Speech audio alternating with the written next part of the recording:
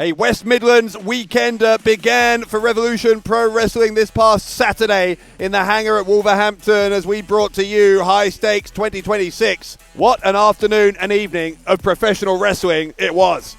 Starting out the action in the hangar was Isaac Murray, one of the new batch of contenders here in RevPro, going one-on-one against the man who took TK Cooper to the limit 2 weeks previously in Sheffield, Tom Thelwell. And Murray, just as he had done in two previous matches, with a good account of himself against Thelwell, but Thelwell hitting Murray with what he calls the best right hand in Europe. Then that rebound lariat the Mancunian way, made in Manchester. The spike DDT was enough to secure the 1, 2, 3 and put Murray down. Michael Oku had been scheduled to face Ricky Sosa, who was unable to attend due to travel issues. And so Oku faced a surprise last-minute opponent making his return to RevPro after 2 years away, the Lyrical Dragon, man like Darius. Oku, having previously locked in the half crab, was able to get it locked in again on Darius, this time forcing the tap out, and Michael Oku's quest to win the tournament and to go on to become a 3-time undisputed British heavyweight champion. Well, that dream remains alive. Here in RevPro, we know that Revolution tag matches are often pandemonium, and it was no exception at High Stakes. A 10-man Revolution tag featuring the Young Guns teaming with the Slater Dojo against CPF and their CPFs. Under the rules of the match, we would keep going until all 5 members of one team had been eliminated. Slater Dojo's HMD and CPF's Taylor James were the first to go. Maverick Mayhew was then thrown over the top rope to the floor by Liam Slater, eliminating him. But in that same move, Luke Jacobs also almost eliminated by his own tag partner Slater. That caused a distinct breakdown in trust between the Young Guns and Slater Dojo, and in amongst the chaos, Ethan Allen was pinned as well. Danny Black was then eliminated by Luke Jacobs. Jacobs was pinned by the British Cruiserweight champion Joe Lando. A miscue between Slater and Kai meant that the coach of the Slater Dojo was inadvertently eliminated, and Slater was furious at Kai afterwards. It left Kai 2-on-1 against Lando and Buzzard. Buzzard then shoved Lando out of harm's way as Kai charged at him. Moments after that, Lando was able to secure the pinfall victory on Cameron Kai. A confidence-boosting pinfall win after Kai pinned Lando in Sheffield 2 weeks previously. So Joe Lando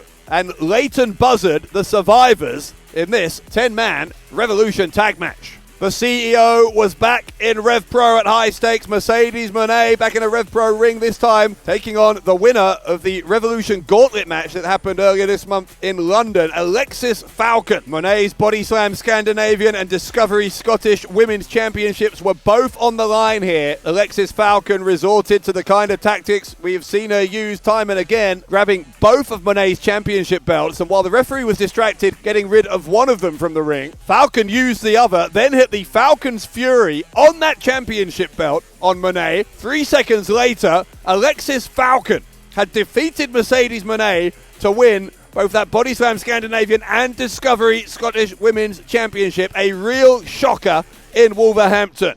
Next, the second of 2 first-round matches in the Revolution Road tournament, and Trent Seven was a hometown favourite against Tombstone Thomas Shire on Shire's 38th birthday. This match was everything you would expect it to be between two of the hardest-hitting heavyweights in the world. But ultimately, it came to an end when Trent Seven finally was able to hit the Birmingham hammer on Thomas Shire, and to a huge roar of approval from the fans in Wolverhampton, Trent Seven was the one who advanced into the quarterfinals. TNA's X-Division champion, the youngest in charge, Leon Slater, was back in RevPro at High Stakes, taking on Connor Mills. Two truly world-class professional wrestlers going at it. Ultimately, Leon seemed to use a trick from Liam Slater's playbook. Right after Connor Mills got the knees up on the Swanton 450 from Slater, a pin attempt from Mills was reversed by Slater. Slater getting the 1, 2, 3 and the bragging rights of a victory over Mills. After which, Leon Slater made a point of saying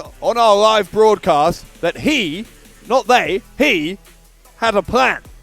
GOA, Bishop Khan and Toa Leona joining Ricochet at High Stakes as the Demand took on the Flying Bryants in 3-on-3 competition. And we have seen plenty of displays by the Flying Bryants in recent times of their tremendous heart and fighting spirit. The Demand, in the end, securing the 1, 2, 3. That was not the end of the story, though. Ricochet led his tag team partners in offering handshakes to the 3 men they had just defeated. The Bryants thought this time that Ricochet was being sincere. Unfortunately, that was not the case. Triple low blows from the Demand, which which brought out Michael Oku with a steel chair to face down the three men. Oku was set to face Ricochet one-on-one 24 hours later in Coventry. Ricochet then teased that he might have been prepared to bring that match forward and compete against Oku right there and then before clearly changing his mind and walking away. But as Oku left, Sha Samuels entered the auditorium to continue his vendetta against the Bryans, assaulting all three of the brothers with a steel chair and even assaulting referees, contenders, ring crew. A path of destruction wrought once more by Sha Samuels.